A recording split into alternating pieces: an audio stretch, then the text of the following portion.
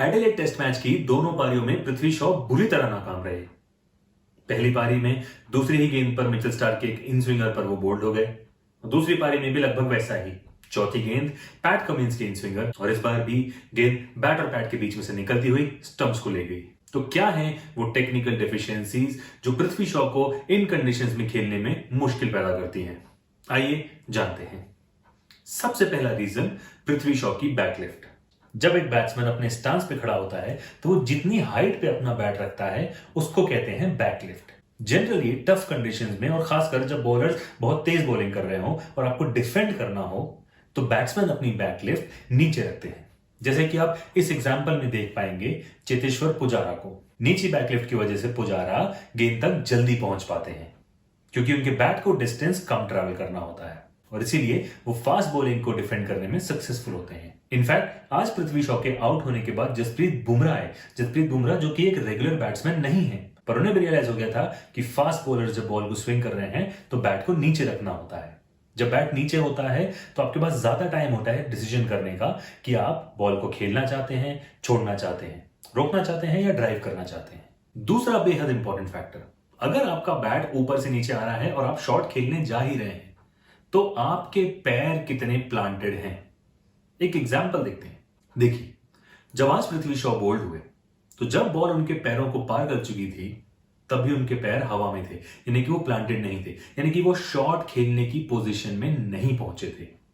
ऐसा क्यों हुआ? क्योंकि पृथ्वी शॉ जब शॉट खेलने जाते हैं तब बॉलर के जंप लेने के बाद उनका बैट ऊपर जाना शुरू होता है और पैर आगे बढ़ने शुरू होते हैं। तो पृथ्वी शॉ के बैट को पहले नीचे से ऊपर जाना होता है, फिर वापस नीचे आना होता है और उनके पैर इसी तरह कोऑर्डिनेटेड होते हैं कि जब बैट एक वर्टिकल पोजीशन में आएगा तभी पैर प्लांट होंगे। लेकिन चूंकि गेंदबाजी तेज थी और बैट को एक ज्यादा डिस्टेंस ट्रैवल करना था, इसलिए बैट लेट आता है और कॉन्सिक्वेंटली उनके पैर भी प्लांट नहीं हो पाते हैं।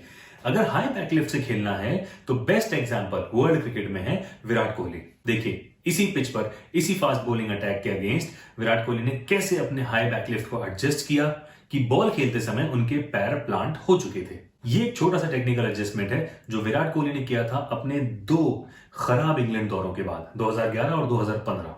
इसमें उनकी हेल्प की थी सचिन तेंदुलकर ने। और उसी तरह पृथ्वी शॉ को भी अब टेक्निकल हेल्प की जरूरत है इस एरिया में।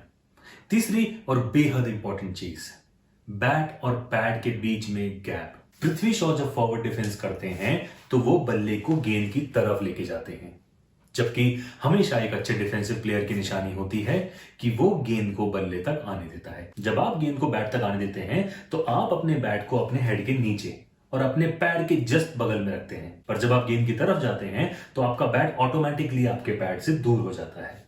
पृथ्वी शॉ के साथ दोनों पारियों में यही हुआ।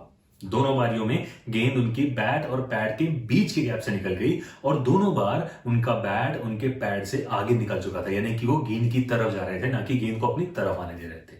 यहां पे बैट्समैन को बहुत मेंटली स्ट्रांग होना पड़ता है क्योंकि नर्वसनेस में आप ऑटोमेटिकली गेंद की तरफ जाना शुरू कर देते हैं।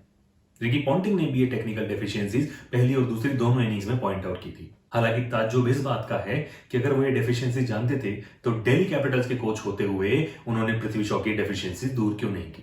खैर, जो भी हो, मेरी सलाह है कि पृथ्वी शॉ को वापस एनसीए जाकर राहुल द्रविड़ के साथ इस पर मेहनत करनी चाहिए और एक बेटर बैट्समैन बनकर वापस आना चाहिए।